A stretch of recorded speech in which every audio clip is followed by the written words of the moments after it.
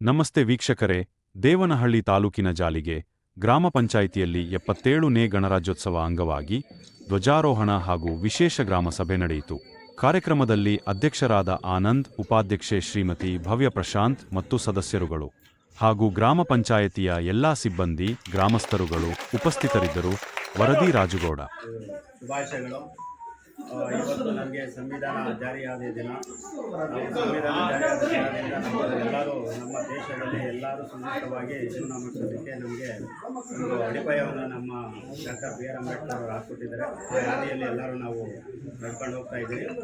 ಕೆಲವರಿಗೆ ನಮ್ಮ ಹಿಂದೂ ಧರ್ಮದಲ್ಲಿ ಗ್ರಂಥಾಲಯ ಬಂದು ಭಗವದ್ಗೀತೆ, ಕ್ರಿಶ್ಚಿಯನಲ್ಲಿ ಬಂದು ಕುರಾನ್ನು, ಕ್ರಿಶ್ಚಿಯನಲ್ಲಿ ಬಂದು ಬೈಬಲು, ಮುಸ್ಲಿಮ್ಸ್ ಬಂದು ಕುರಾನು ಅದನ್ನು ಬೈಬಲನ್ನು ಆಚರಣೆ ಮಾಡ್ತಾರೆ. ಆದರೆ ನಮಗೆ ಶ್ರೇಷ್ಠವಾಗಿದ್ದಂಥ ನಮ್ಮ ಅಂಬೇಡ್ಕರ್ ಹಾಕ್ಕೊಟ್ಟಿರೋಂಥ ನಮ್ಮ ಸಂವಿಧಾನದ ಅಡಿಯಲ್ಲಿ ನಾವೆಲ್ಲರೂ ಸುರಕ್ಷಿತವಾಗಿ ಜೀವನ ಮಾಡ್ತಾರೆ ಅಂತ ಹೇಳ್ತಾ